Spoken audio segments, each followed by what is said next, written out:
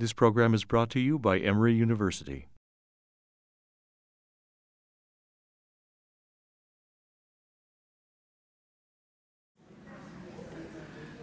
Welcome to you all, and thank you for being here. We are delighted that you are able to come. In this bittersweet occasion that we have here at Emory Law School, when we celebrate our dear departed friend and senior colleague for me as an international lawyer, David Biderman. And I'm glad that his parents are here and Laurie is here, that we can all honor him together. And it's a particular pleasure and privilege for me as an African international lawyer and human rights lawyer to welcome and to present to you the Chief Prosecutor of the International Criminal Court, Madame Bensouda.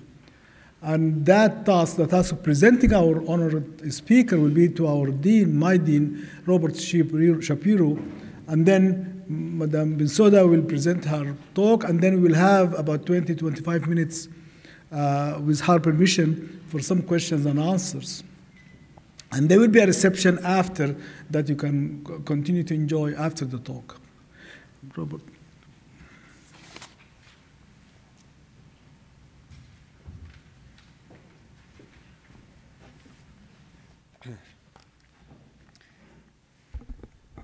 Well, I'd like to welcome all of you to this third annual David J. Biderman Lecture.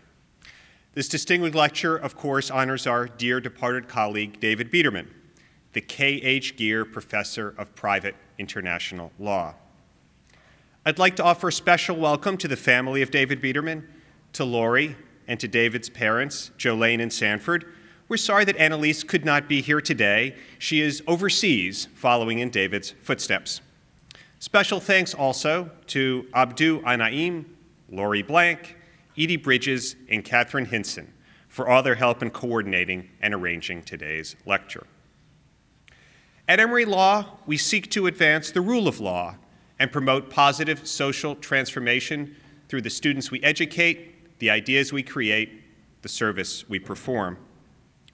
It would be difficult to find two individuals who have done more to advance the rule of law than David Biderman and today's speaker, Ambassador Fatou Bensouda. First, a word about the man in whose honor this lecture was established. David served on the faculty of Emory Law School for 20 years. His range of expertise was broad and deep. It included, of course, international law, but also admiralty and legal history, constitutional law, and federal jurisdiction. He was the author of 12 books and 125 articles, and he presented more than 80 public lectures at distinguished universities and learned societies around the world. Equally at home in a library, classroom, boardroom, or courtroom, David was a skilled advocate. He served as counsel of record for 52 cases in the United States Courts of Appeals, and he argued 4 cases before the United States Supreme Court. His clients ranged from the Ministry of Defense of the Islamic Republic of Iran to the salvors of the Titanic, and he won both of those cases and many others as well. Always looking to share his intellectual opportunities with his students, he was the founder of the Emory Law School Supreme Court Advocacy Project. David was an outstanding scholar, teacher, colleague, lawyer, and friend. All of this he accomplished before his death in 2011 at the age of 50. Today's Biderman Lecture carries on David's legacy of seeking to realize the ideals embodied in a system of international law. Fatou Bensouda is one of the leading international lawyers of our day. She has dedicated her career to the pursuit of justice and the rule of law.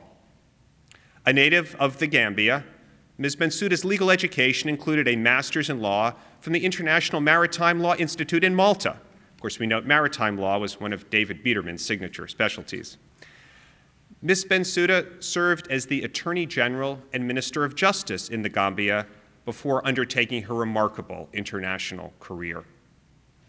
She served at the United Nations International Criminal Tribunal for Rwanda, rising to the position of Senior Legal Advisor and head of the Legal Advisory Unit.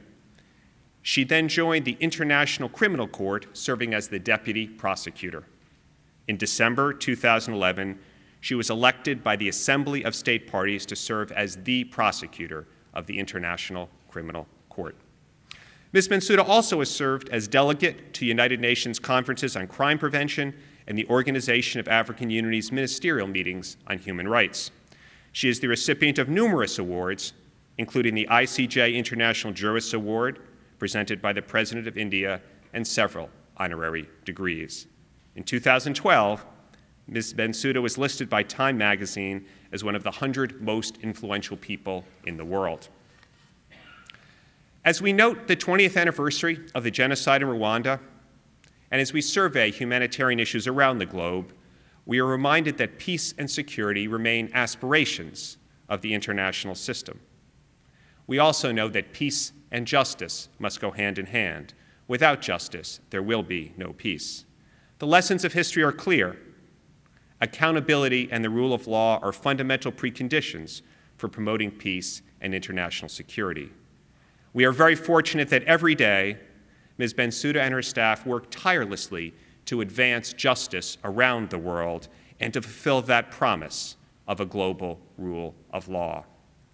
We are deeply honored to have her deliver the 2014 David J. Biederman Lecture on the topic Fostering the Promise of the Rome Statute, A Prosecutor's Perspective. Please join me in welcoming Prosecutor Fatou Bensouda.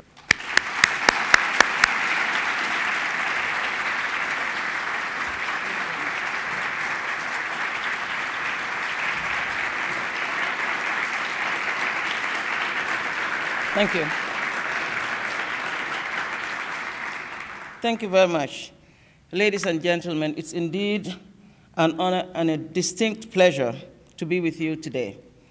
My sincere thanks and gratitude goes to Emory Law Center for International and Comparative Law for inviting me to join you in honor of in honor and the memory and impressive work and achievements, especially of Professor David Biederman.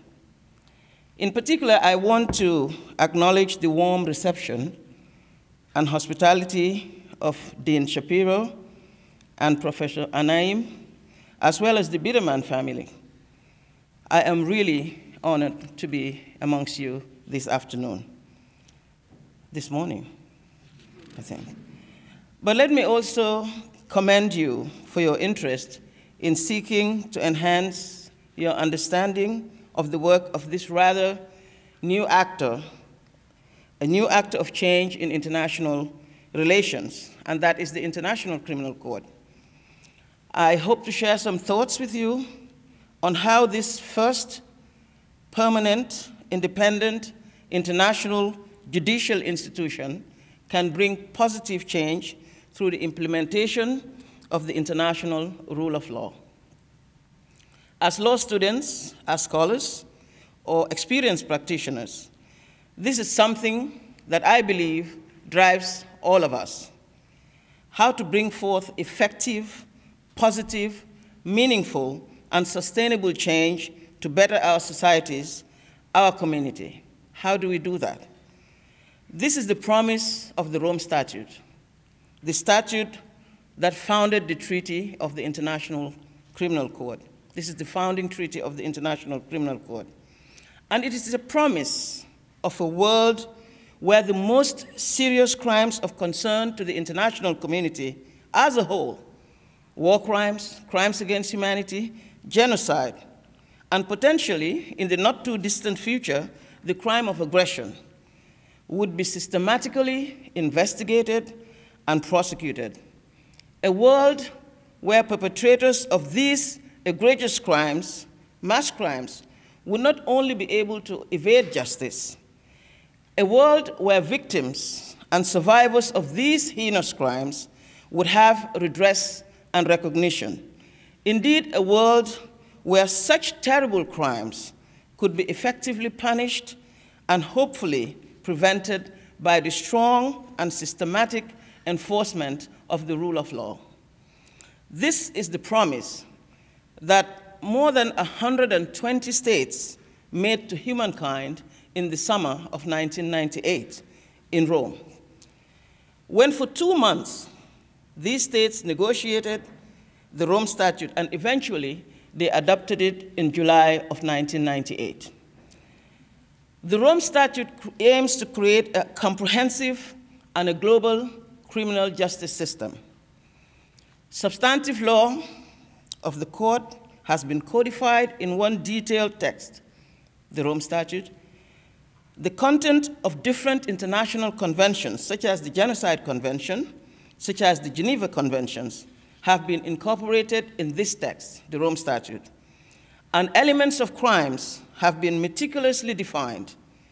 And based on the jurisprudence of the ad hoc tribunals, the ICTR, the ICTY, the definition of sexual violence has been further elaborated in the court's legal text, while especially special emphasis has been put on crimes against children. Moreover, different legal and procedural traditions have been now integrated into a new international model at the ICC. Victims, for the first time in human history, have been given the right to participate in the proceedings at the international level, not merely as witnesses, but in their own right as victims of these crimes. Their voice and their interest have been formally given recognition at different stages of the legal process, and a trust fund for victims has been created to ensure that the victims receive reparation. While limited by the legal parameters of the Rome Statute, the scope of the court's jurisdiction reaches beyond any national or regional boundary. And whereas its predecessors, such as I mentioned it, the ICTR and the ICTY, were each of them limited in time and in scope to a particular territory, the ICC is a permanent worldwide criminal justice system. The court's jurisdiction extends over crimes committed on the territory or by nationals of today 122 states parties. And it could theoretically extend to the entire world when one considers that the United Nations Security Council can even refer situations of non-state parties to the ICC. And this, we will note, has already been done in the case of Darfur as well as in the case of Libya.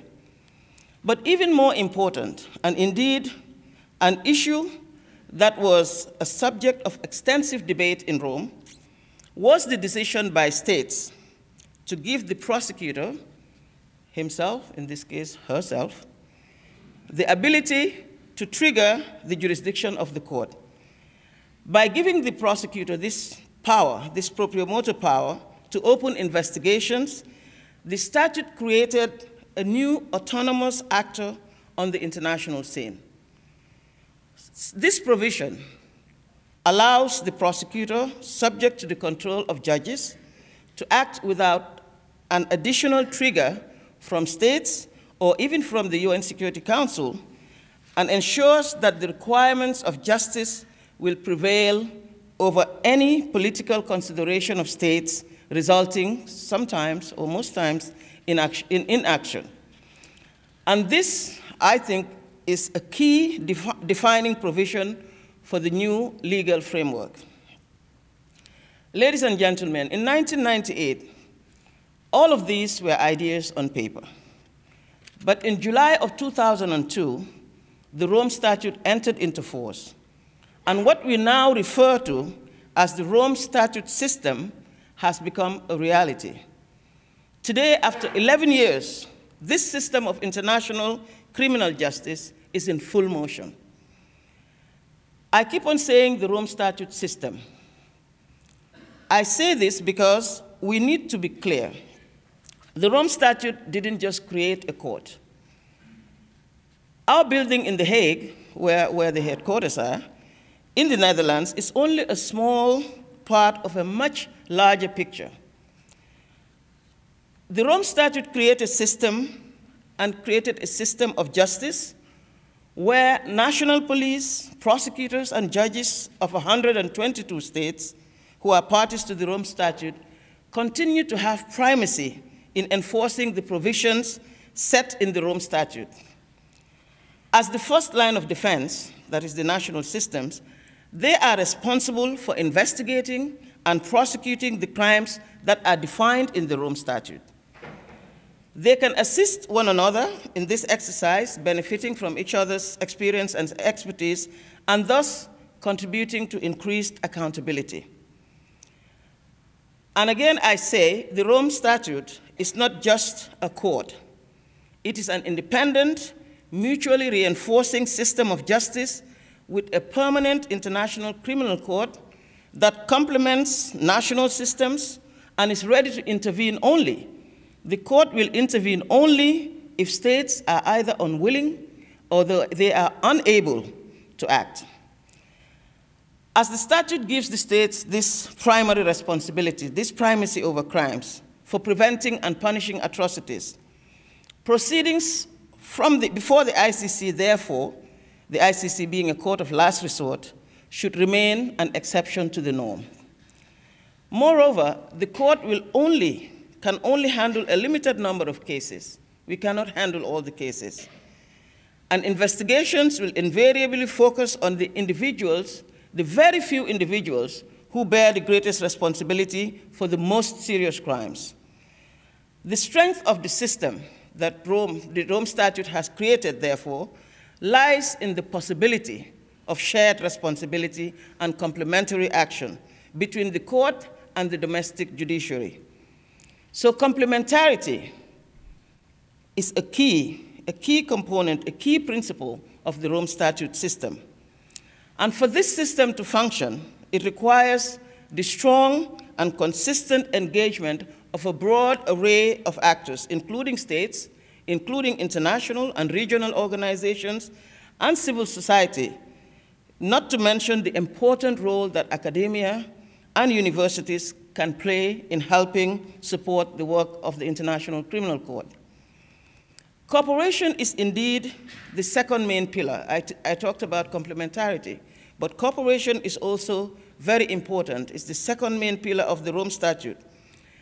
We should recall, or we should note, the reality that the court has no army, it has no police force. And for my investigators to go onto the territory of a given state to interview a witness or to gather evidence for the arrest warrants that the judges of the court issue, and for suspects to be surrendered to the ICC, the cooperation of states, including non-state parties, is crucial. It's critical. So cooperation is therefore key to the effectiveness as well as the success of the court and the Rome Statute system. The court's role and relevance in the management of violence through the effective exercise of its mandate to investigate, prosecute, and contribute to prevention of these mass crimes can only be ensured through strong, consistent, and timely cooperation with and support by states. You may rightly ask, what has the International Criminal Court actually achieved in practice in this last 11 years? And this is right for everybody to ask. But let me provide you with a brief overview of what the court has been doing. Currently, there are 8 situations under investigations by the International Criminal Court. And it is in Uganda, the Democratic Republic of Congo, DRC, the Central African Republic, in Darfur, Sudan, Kenya, Libya, Cote d'Ivoire, and Mali.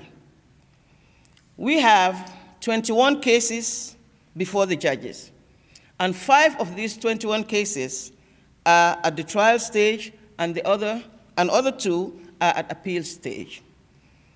Mali, I mentioned in the list I just read to you. Mali is our most recent situation, and it is now a little over a year since my office started to investigate possible crimes in Mali. The investigation is currently focused on possible war crimes committed in the northern part of Mali, where the people, unfortunately, have been living in profound turmoil by the armed conflict since 2012. And given the ongoing volatility of the security situation in these areas, our investigations have faced a number of significant challenges. It is against this backdrop, cooperation with the Malian authorities, other states, and international organizations has actually been of great importance for us to advance towards our common objective of establishing accountability for what happened in Mali over the past 2 years, including for the destruction of its world cultural heritage. In this situation in Mali and others, as part of my office's new strategic plan, we endeavor to rely increasingly on a wider variety of evidence, including forensic and also cyber evidence. This, I believe, will help us both to strengthen our search for the truth of what actually happened by uncovering all the facts and evidence that are relevant to a possible case, as well as to offset some of the challenges that we have faced with regard to witness evidence, and I will discuss this with you later. Witness evidence, maybe just to say a few words, has been an issue in particular in the situation in Kenya. This has kept my office fully occupied in recent months. Proceedings against the Vice President, William Ruto, and Joshua Arap Sang are ongoing, and my office continues to present witness testimonies. In parallel, pre-trial hearings have been held in relation to the case against the President of Kenya, President Uhuru Kenyatta, following my request for an adjournment for the commencement of the trial, based, amongst other things, on the fact that one of my key witnesses, a key prosecution witness, a linkage witness, indicated that he was no longer willing to testify in the case. And then, as if that was not enough, a second key witness confessed to giving false evidence regarding a very critical event in the case of the prosecutions.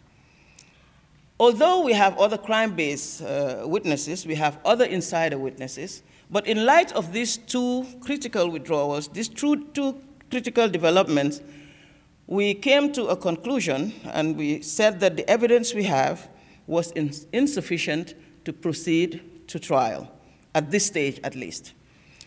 So it is due to such witness interference, and based on my office's application, that the judges of the court has issued a warrant for Walter Barasa. Walter Barasa is a Kenyan national who my office is alleging has committed offenses against the administration of justice by attempting to corruptly influence witnesses and tampering with evidence. This warrant we have served on the Kenyan authorities for it to be executed. It's still pending execution by the Kenyan authorities. But at the same time, we are also continuing to investigate other alleged tampering of witnesses, which we know is ongoing.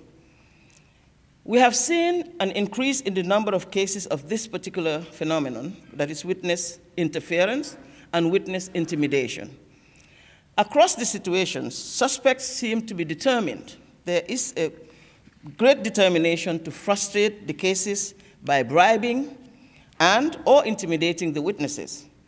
And this is a new challenge that the office is confronted with. It affects directly the integrity of the proceedings of the court, and to which we therefore need to pay particular attention, and we are doing just that. But this phenomenon has also been seen in another case, and that is the case of Jean-Pierre Bemba Gombo, in which, in that case, 4 individuals, including members of the defense team, Jean-Pierre Bemba's team himself, have been arrested now, and charges relating to corruptly influencing witnesses, and they are before the court.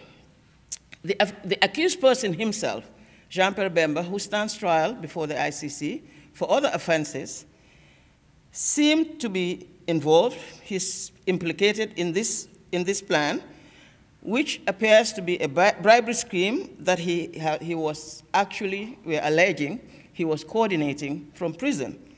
And we hope that by carrying out these investigations, at least relating to these very serious offenses against the administration of justice, we can try to offset some of the negative impacts in our cases and also to at least deter or prevent others from committing these crimes. But certainly, not only witness interference is what is troublesome. In general, the prosecution of heads of state, which we are doing, is a very challenging endeavor. In the Kenya cases, a variety of related legal issues are currently being debated and being tested in court, including the presence of the accused and the cooperation, or probably I should say rather lack thereof, by the Kenyan government with regard to requests for assistance that have been made by the office. And a much stronger reluctance to cooperate we have felt with regard to the prosecution of President Omar al-Bashir of Sudan. There are 2 arrest warrants issued against him, and all of them remain pending execution for several years now. Ladies and gentlemen, I talked about the system that has been created in Rome. And it is for states in that system to arrest and surrender those who have been indicted by the court. But it is particularly disturbing to note that victims continue to bear the brunt of crimes committed by those against whom arrest warrants have been issued by the court. Unless the investment of resources in investigations under difficult circumstances is matched by a strong commitment and a strong will to arrest those who have been indicted by the court, unfortunately, the return for victims will remain meaningless. This is long overdue for states to cooperate and coordinate with each other in devising effective strategies for arrest and surrender of suspects like President Omar al-Bashir to the court. With arrest warrants against now 13 individuals still pending to date, the recent surrender, however, to the court of Charles Blé Goudé, a former Ivorian political leader who's responsible, or we allege he's responsible, for the 2010 and 2011 post-election violence in the country, in Côte d'Ivoire. The surrender by the government of Côte d'Ivoire to the ICC is really a very encouraging development. But in general, our efforts to prosecute those responsible for the most serious crimes we see are starting to bear fruit. 3 weeks ago, Germain Katanga was found guilty on 4 counts of war crimes and 1 count of crimes against humanity committed during an attack in 2003 in the village of Bagoro in the Ituri district in the Democratic Republic of Congo. The decisions on sentencing for this and victim reparation for this conviction will be rendered later. And it is the court's second conviction. Following the first one, which I'm sure many of you here will know, of Thomas Lubanga in 2012, who was sentenced to 14 years imprisonment for enlisting and conscripting children and using them to participate actively in hostilities.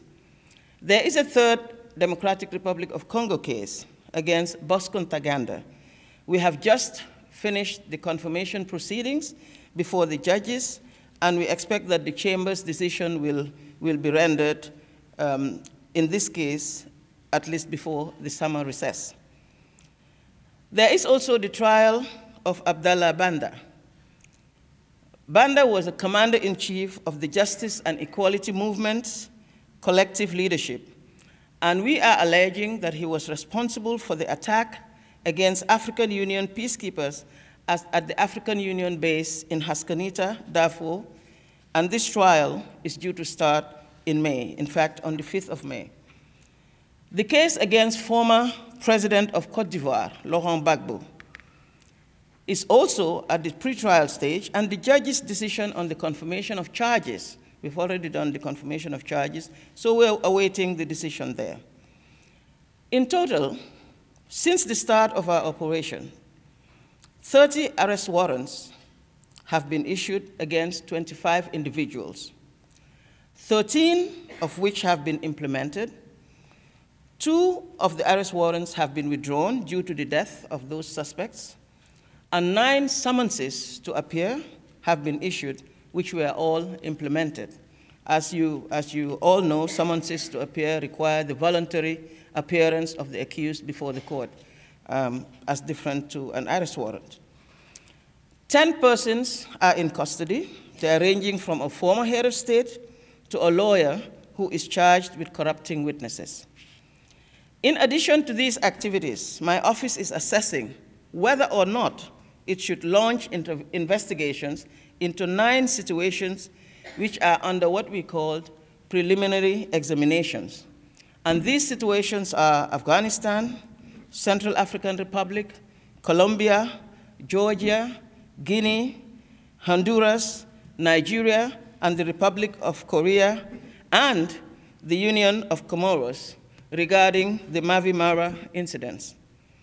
I would be happy to elaborate on our preliminary examinations activities during the question and answer session.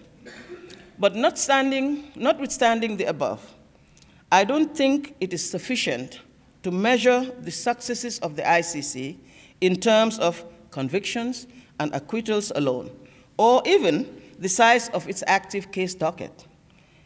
I believe that the successes and the relevance of the ICC should also be measured in terms of the impact that the court has had so far. And I do believe that it has had a constructive impact. Take the example of our case against Thomas Lubanga Dilo. I just mentioned that he was sentenced in 2012 to 14 years imprisonment. The case against him represented the first time that an international criminal tribunal, or even an international criminal court, decided to charge somebody solely for the crimes of enlisting and conscripting children and using them in hostilities as child soldiers. The Special Court for Sierra Leone has actually, indeed, has charged these crimes before. They've charged individuals for these crimes before, but they charged them together with other offenses.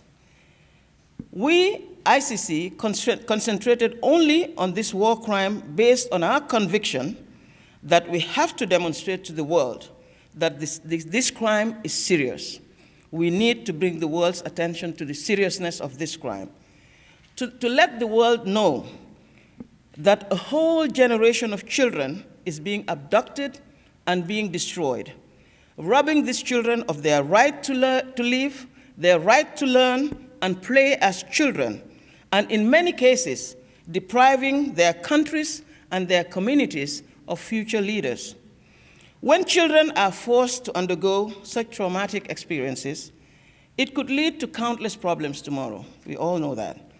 And through our prosecution in the Lubanga case, we were able to draw the world's attention to that. The first international conference on child soldiers took place after the Lubanga case started in Paris in 2007. And this event was organized by France itself as a state party, together with UNICEF.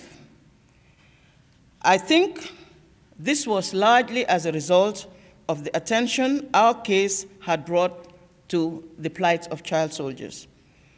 Radhika Kumaraswamy was the then special representative of the Secretary General of the United Nations for Children and Armed Conflict. And she informed that she was actually using the Lubanga case to negotiate with armies and negotiate with militias around the world to demobilize child soldiers. She reported to the court that 3,000 children had been demobilized in Nepal, and this was largely as a result of using the Lubanga case. So here we are, a country that is not even a state party to the Rome Statute was able to demobilize child soldiers as a result of cases that were taking place at the ICC. This is an example of the impact I'm talking about, the impact that the court can have. And this is what we call the shadow of the court. Another example I can give you is Kenya. Kenya has had successful presidential elections for some time now, and these elections have always been marred by various degrees of violence. The presidential elections of 2013, it was the first time in actually 21 years that Kenya was able to go through the elections with more than scuffles, a little more, some scuffles, skirmishes, but nothing compared to what has been happening before. It was definitely not to be compared to just the last elections of 2007, 2008. And I am not saying, I'm really not claiming or saying that the result can be attributed solely to the ICC. That's not my claim. But I think, and I do think, that the intervention of the ICC in the Kenya situations was an important factor in reducing the violence during the latest round of presidential elections in 2013. Ladies and gentlemen, it is fair to say that much has been accomplished in the last decade. However, much still needs to be done in order to realize the full potential and the promise that we made in Rome. Cooperation is an area where the court faces challenges today. These are either intrinsic to our mandate or dependent on the international environment in which we operate. Execution of arrest warrants is another challenge. As I said, I mentioned before, currently there are 13 outstanding arrest warrants, and some of them are dating as far back as 2005. There does not seem to be, to me, a rationale for the international community to invest heavily in investigations of the perpetrators, and yet they fail to arrest these perpetrators once the court has identified them and issued warrants against them.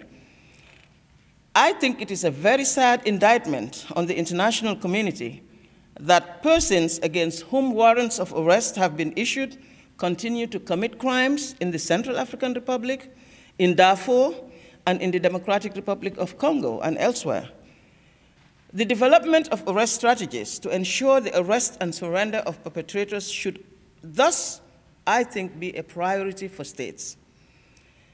Focused investigations and concrete results regarding arrest strategies can only enhance the legitimacy and the credibility of the International Criminal Court, but also of the Rome Statute system that we have created.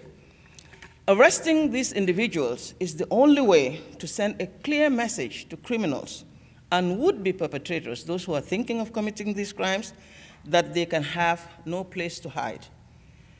Arresting them, these fugitives, is also the only way to give comfort to victims that the international community is serious about addressing their plight.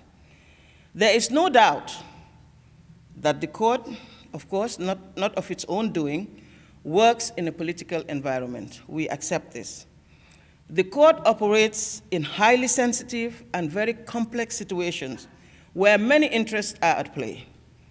Short-term political and economic interests of states should not be allowed to weaken the framework that was created by the Rome Statute system. As a judicial institution, the court has to independently, but also impartially, pursue its criminal justice mandate as provided to it by the statute, the Rome Statute.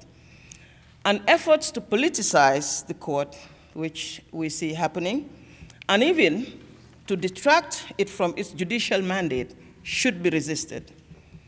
The court understands and respects the political mandate of bodies such as the United Nations Security Council and the African Union. We respect that. But what is important is for these bodies to also understand and respect the mandate of the ICC. No amount of political attacks on the court will deter it from fairly, impartially, and independently investigating where we have jurisdiction free from political consideration, the geographical location of alleged crimes, or the status of individuals involved. I will pursue the mandate of the court states parties have given to me, they've entrusted to me, to independently and impartially investigate them as required by the Rome Statute. My office will continue to act solely upon the evidence and the applicable legal principles within the framework of the Rome Statute. Of course, with sensitivity to the interests of victims and witnesses, with fairness towards accused person, and respect for our obligations and to the international community. In this aim that I have, politics have no and will play no part in the decisions that I take. And I am most resolute in this regard. Ladies and gentlemen, let me conclude. I'll conclude with a few words regarding another important factor that will contribute to the full realization of the promise of the Rome Statute, and this is universality. The International Criminal Court is foreseen as an instrument of recourse to all humankind. We should heed the words of the Rome Statute preamble. If you look at the preamble, it states, very important words. It says, all peoples are united by common bonds. And it goes further to say that this delicate mosaic may be shattered at any time by the commission of massive crimes which are transnational by their nature. For it to be accepted as a credible institution of international criminal justice, the court should be able to address massive crimes wherever they are committed and when they are not dealt with. Complementarity. Universality is the only way to end the double standards situation where citizens of the states that have ratified the Rome Statute are protected by the statute, while those of non-state parties are not protected by the statute. Ladies and gentlemen, after a decade of operations, the promise of Rome is very much alive. By relentlessly fighting to contribute to the elimination of impunity for the worst crimes, the court hopes to contribute to a better, a safer, and a more just world. In this noble endeavor, we need support and we need encouragement from all actors of the world, all corners of the world. And I certainly count on your support. It has been said that one of the many talents of Professor David Biderman as an advocate was that, and I'm quoting, he knew that there is a time to speak and that there is also a time to sit down. I am not sure if I have managed this lecture with the same nuanced discretion, but after sharing a few thoughts with you, I think it is time to end my remarks and to offer you the opportunity to ask questions. And I'm looking forward to the fruitful discussions, but I thank you once again for your attention.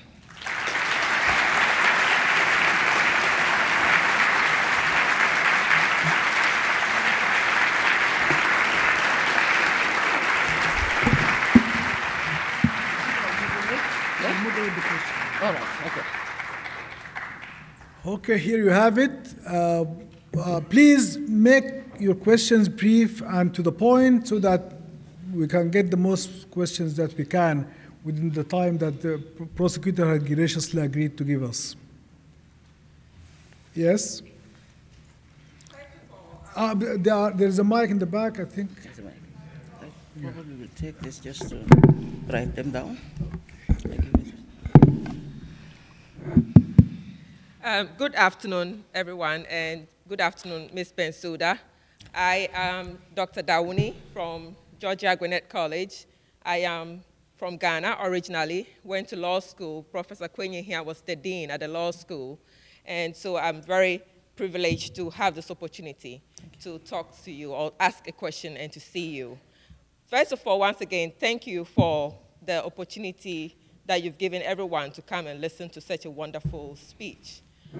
My question is, considering that the ICC is the first international tribunal to have a great, wonderful gender balance in terms of the number of female judges on the bench, should it be the role of female judges, either at the ICC or any other regional or national courts, to use the office they have, the power they have as judges to promote women's rights, barring any bias or allegations of impartiality.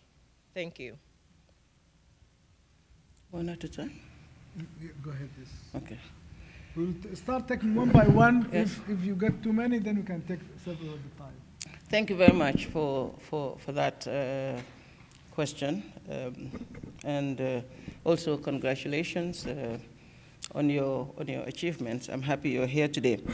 I think it's a good question to ask, and I think it's a good thing and a good message that the ICC as an institution has been very aware of issues of gender balance and also geographical balance, I have to say.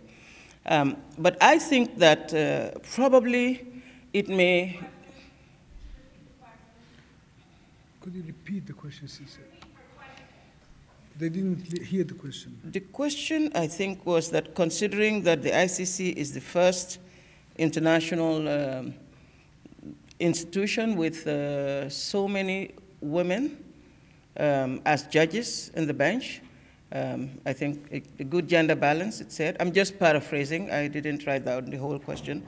That whether it should not be the role of the female judges to use their power to promote gender balance across the world, I think you said. Basically, that was the question. But what I'm saying is, I think it's a good thing. And I think it also sends a very positive message that there is a good gender balance on the bench, which we are also actually trying to also make it across the court. We're very sensitive to having female also important position. You see myself as prosecutor of the ICC also. But we shouldn't, I think the way we can actually make this, not just the judges but myself, is to use the instrument that we have in our hands, and that is the Rome Statute, which has gone to great lengths to make provisions for the investigations and prosecutions of gender crimes. You know, in fact, there is an obligation on me as the prosecutor to pay particular attention to crimes against women and to crimes against children. I think it is using this mandate that we have in the Rome Statute and making sure that we are investigating as it is expected, that will also send an even stronger message through the law that we are doing what we can to promote, you know, gender equality, but also violence against women. Because it is taken for granted that during conflicts, for instance, women should be attacked, women should be raped, women should be used as sex slaves. We have seen what has happened from time immemorial. Women are given as spoils of war. I mean, nothing has happened. But if you look at the evolution from Nuremberg until now, through the ad hoc tribunals, and what has happened in the Rome Statute, the codification of very important crimes of genocide, sexual violence against women as genocide or war crimes, crimes against humanity. I think these are interesting developments that can be used, using the law to ensure that these crimes do not happen again and do not happen against women and children. In fact, currently as prosecutor of the ICC, I have made it my priority to come out with a gender policy, you know, which really is dealing with the investigation and prosecutions of crimes against women. And I also plan to do another policy on children. So in short, what I'm saying is it is what the judges will do, of course, respecting the law, respecting the rules, but it is what they will do through their work. And what I will do as prosecutor of the ICC that I think can send the loudest message, you know, that, you know, women are to be treated differently. Okay. Maybe we should take 2 or 3 questions at a time, but please make your question brief. Yes, go ahead. We'll take 3. Okay. Go ahead, Councilor. Thank you again for joining us. My name is Catherine Davis, and I'm editor-in-chief of the Emory International Law Review. Is this working? Yeah, okay. What is your response to critiques that have come from both practitioners and academics alike that the ICC is perhaps too focused upon crimes that have occurred in Africa to the detriment of attention to crimes that have occurred elsewhere in the world? Thank you. That's one. Second question? A question just about practical aspects of the ICC, specifically when speaking about war crimes and crimes against humanity which cause floods of refugees into other states, into other countries, whether or not, I know there's a victims reparations funds, but as part of bringing in more international cooperation, maybe thoughts of restitution amounts and assistance for countries who bear the burden of taking in numerous refugees because of the war crimes in other states and countries. I'm thinking right now just practically about Lebanon's situation and how many refugees they've taken in because of the Syrian conflict. One more. Hello. I want to ask about what type of arrest strategies do you envision going forward for the ICC? Are you thinking about states working together to go and apprehend arrested suspects in other countries? Thank you. Okay, so we'll take these three. Okay. With respect to the question on whether ICC is too much focused only on the African continent and ignoring other crimes. This is a question, or this is an accusation, I would say, which the court has continuously received. And this is something that I take very, very seriously. And I try to explain as much as I can why the concentration in Africa currently. And I do not think that Africa should be seen as either being attacked by a court, but I think first and foremost, we need to step back a little and look at the role that Africa has played over the years in the establishment of this court, but also in making this court work, if I may put it that way. And I will explain. I think the way we should be looking at it is how Africa is taking leadership in accountability, in international criminal justice.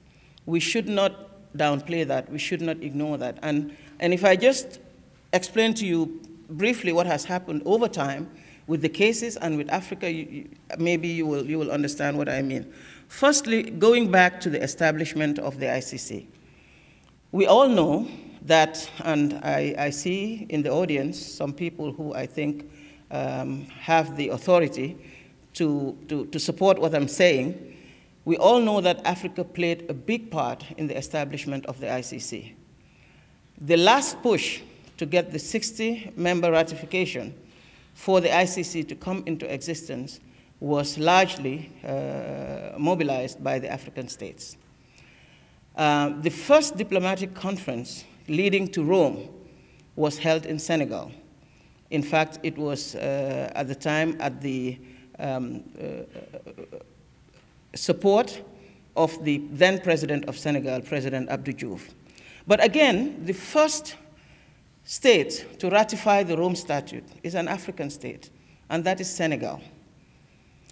Senegal ratified the Rome Statute as the first state, but also today, 34 out of the 53, 54 African states are from Africa, who are part of the ICC, members of the ICC.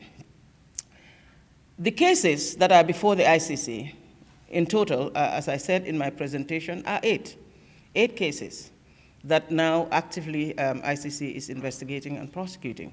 5 out of those cases were at the request of African states for the ICC to intervene, to investigate and prosecute. I mentioned them during my presentation. It is Uganda, the Democratic Republic of Congo, Central African Republic, Mali, and Cote d'Ivoire. All of these states requested ICC's intervention, as they can do, Because member states, if you have these crimes happening on your soil and you are not in a position to investigate them, the option you have by becoming part of the ICC is to request the ICC to investigate it. In fact, some of them went to the extent of making a declaration, like the Central African Republic, in its first case, making a declaration saying that they are not in a position to investigate and prosecute the crimes. And this is why the ICC was able to intervene in these 5 states. Now, that leaves us with 3. 2 out of those situations, which is Libya and Sudan, were at the referral of the United Nations Security Council. I briefly mentioned in my presentation that that is one of the ways in which the jurisdiction of the ICC can be triggered. The United Nations Security Council has a mandate to be able to refer situations to the ICC for ICC's intervention. Even during those debates at the United Nations Security Council, when the resolution was taken for these cases to be referred to the ICC, African states were present and they voted in favor of the referral. The only abstention we had was in the Darfur situation, I believe, when Algeria abstained from voting. But otherwise, in the Libya was a unanimous decision by the United Nations Security Council members for the ICC's intervention. And as I said, African states were present and they voted in favor. So this idea, this accusation of saying that ICC is targeting Africa is really without any credible claims, no truthful claims. And it is just used in a manner that, of course, for some it's propaganda.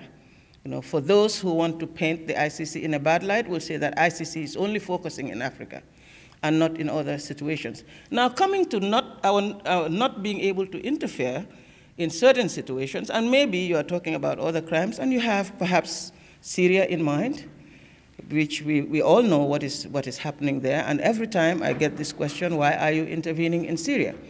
That is why I tried in my presentation to show that ICC is only able to intervene over crimes that fall within our jurisdiction when it's committed on the territory of a state party, or when it is committed by a national of a state party. Then, without any referral, ICC prosecutor can come. In the absence of this, the only way the ICC could have intervened is by a referral of the United Nations Security Council. As I explained, in Darfur or in Sudan, it has happened. But so far, it hasn't happened in Syria. So ICC cannot intervene in Syria because we just don't have jurisdiction to do so. Perhaps if there were a declaration by Syria, that's the other way we could intervene, that invited ICC's jurisdiction, we probably could, but there is also not. So we are limited by the statute and by the rules as to where ICC can or cannot intervene. And this may explain why it is seen that ICC is only in Africa and in other situations. I could go on and on, but I know that there are several questions perhaps coming. There was the question of restitution and rehabilitation. I'm sorry, I didn't quite get it, but I just want to bring it in the context of what ICC is doing. And as you said, I mentioned it, that it is the first permanent international institution that victims can participate, victims can ask for rehabilitation and compensation. But it is within the context of our cases, and the situations that the ICC prosecutor is investigating and prosecuting. As you know, there is a trust fund for victims that has been created. It's independent of the ICC. It's a separate institution, but it also works with the decisions and the victims that are in the situations currently in the ICC. So we will not say that right now, you mentioned the refugees in Lebanon and so on, because we're not working there. We don't have jurisdiction over what is happening there. We cannot intervene there. It is mainly within the context of the cases that we are handling that victims can participate. As I have indicated in the Lubanga case, decisions will be taken soon regarding compensation of victims. Maybe we'll take, can you make it very brief so that really to get the answers that we're looking for? My question relates to the fact that my understanding of the way the ICC operates is that it doesn't have any kind of any kind of police force or body that can go into a country and arrest people who it wishes to indict. So how does the ICC deal with or plan to deal with countries that do not comply when a warrant is issued or do not comply with ICC investigations? Okay. Next. Yes. Hi, I have a follow-up question to the first question. I find it quite remarkable that we have a female in the role that you now have, which is a very sad commentary on the U.S. political and judicial system. But I was wondering what challenges have you faced and what potential advice do you have for potential female leaders in this room? Thank you. Hi, I was just wondering how you felt the geographic and perhaps psychological remoteness of the ICC affected its ability to be a deterrent and its normativity. And if you think it does have an influence, how do you think that interacts in tension with the ideas of sovereignty? Thank you. Can you please repeat the last part of the question, especially? If you think the remoteness of the ICC is creating issues in those first two areas, how do you see it interacting with this ingrained sense of sovereignty in terms of keeping the ICC sort of a foreign body, in a sense, out of what states consider their sovereign territories? Last question is? I think you missed my first question. I was part of the first I'll group. come to it. Okay. Yeah, I'll come to that. But I had a second question. What were the preliminary examinations focused on Nigeria? I just wanted to know what they were about. Okay, that's it. So. Okay. I'll start with your question, your first question, which is about the arrest strategies. Was that you? I think, yeah. And because I think it's closely linked to the question on, since we don't have any police or army, how do we deal with non-compliance? I think I can take the two questions together. As I explained during my presentations, that's how the ICC was set up. A system in which ICC as a judicial institution will investigate, will bring people before the court, will request for arrest warrants, will take orders, the judges will issue orders and rulings. But because a state becoming a party to the Rome Statute is practically undertaking to say that if these crimes happen on my territory, I will do them. If I don't do them, ICC will do them. That's the undertaking. But in addition to that, it's also saying we are creating this institution without an enforcement arm. But as a state party, I will be an enforcement arm together with my other colleagues, that's other states parties. So they are supposed to enforce the decisions, the rulings, when the ICC's judges request for arrest warrants. It is up to the states themselves to be able to execute the decisions of the court. And this is how it is supposed to work. And this is in real, I mean, it's not just talking about it. Practically, this has happened in the past. In the case of Jean-Pierre Bemba Gombo, for instance, Jean-Pierre Bemba is a former vice president of the Democratic Republic of Congo. But he was charged with crimes that took place in the Central African Republic when we are alleging he brought his troops to be able to help a former president who was being ousted. And then in the course of that, we allege that many crimes were committed by the troops, including the highest number of sexual violence, even outnumbering killings that we have seen in any of our cases. So we requested, Jean-Pierre Bemba at the time, and I'm just going through this to effectively show you how the system works. Jean-Pierre Bemba at the time was in Europe, first in Portugal and then later in Belgium. As you know, Belgium is also a state party, Portugal is a state party, Jean-Pierre Bemba is wanted by the court. When we learned that Jean-Pierre Bemba was in Belgium, we requested the Belgian authorities to arrest him, as is their obligation under the statute, to arrest him and surrender him to the court. And they did that. So within a weekend, I remember, we were able to have that operation, work closely with the Belgian authorities, and before you knew it, Jean-Pierre Bemba was transferred to the ICC.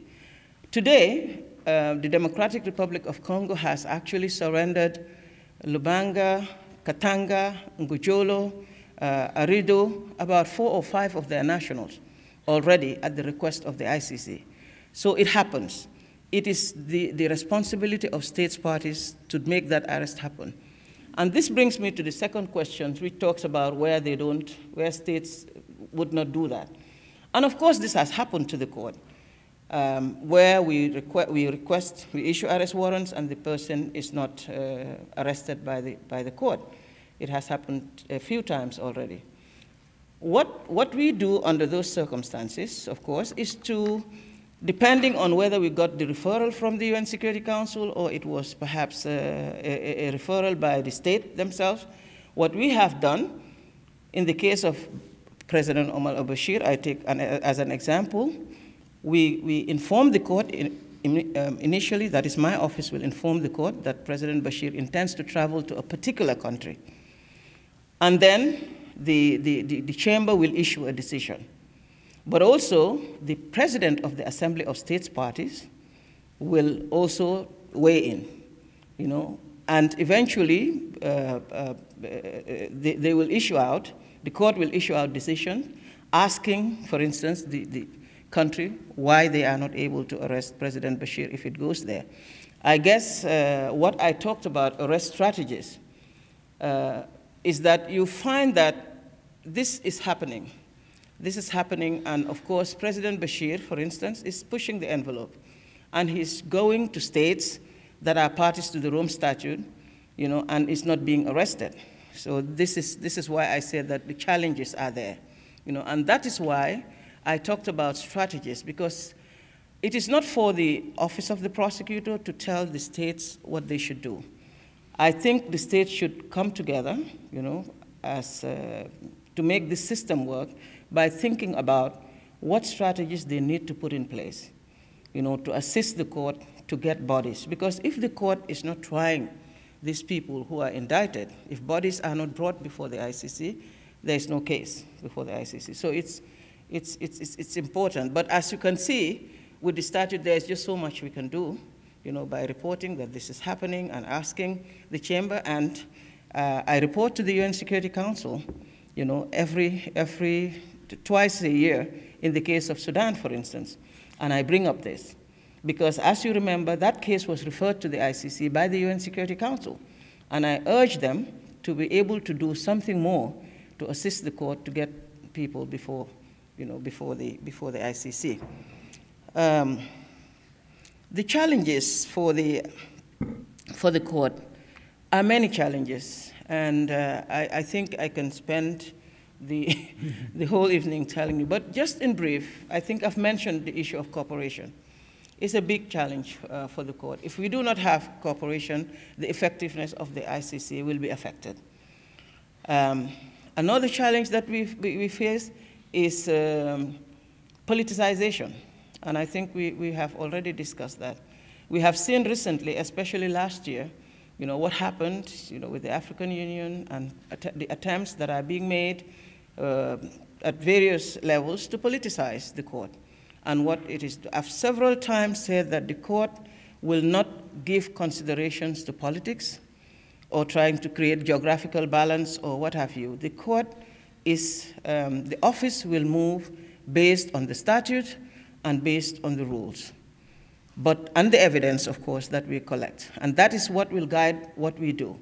But unfortunately, and we're very sensitive to this, or maybe fortunately, I don't know, we operate in a political environment. We cannot completely ignore that. And whatever decisions that we take is always being politicized. It is taken because of this. It is taken because you have pressure from that. And that constant politicization or attempts to politicize the court is not helpful for the work that we do. Witness interference, I have talked about that, I think in detail, and how it can also affect the court.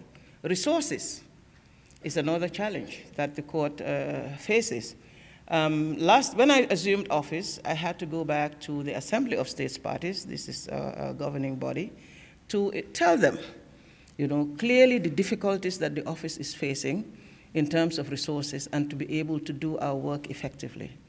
What we have been doing over the years is we rotate resources. When there is no priority in one area, we take the resources to another area. But it went to a point, or it is to a point, that we can't do that anymore. The cases are exploding. The same resources we had for one case is what we are expected to use for now 8 cases. So we had to explain, and the Assembly of States Parties have approved an increased budget, not everything that we requested for, but at least there was an increased budget for this year. And I think we hopefully will be asking for more support from the states, because otherwise we will not just be able to do it.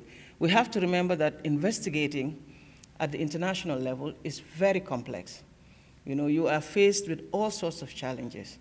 Sometimes you are investigating in situations where the conflict is still raging, ongoing conflict. You have the issue of witness protection. I talked to you about the interference with witnesses, but again, there is an obligation on the prosecutor to protect witnesses or persons that we interfere with or who give us information regarding our cases. It's an obligation under the statute that I have to do. So all of those are challenges that the office is confronted with. There was a question about challenges to women in leadership. That was also the question. I think, or I don't think, being a woman shouldn't stop anybody. Really,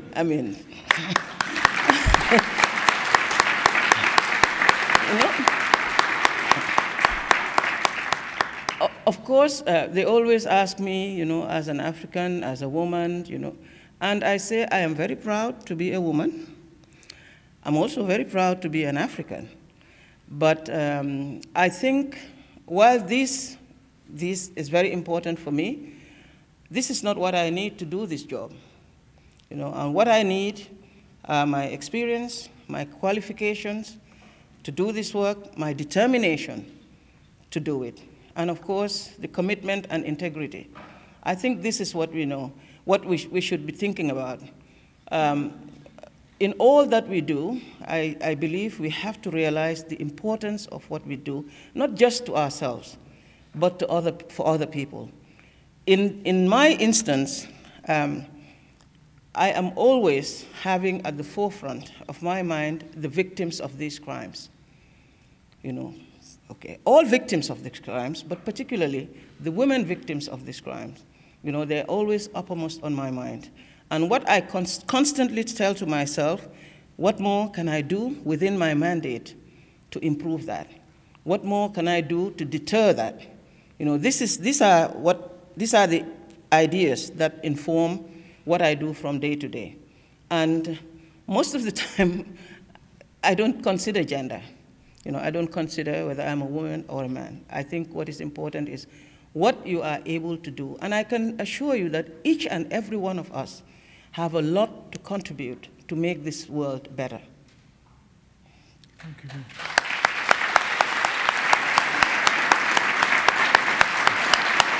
Thank you very much.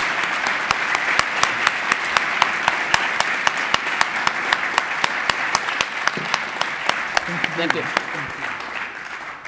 There will be a reception outside for those who may have a chance to greet the prosecutor. Thank you very much.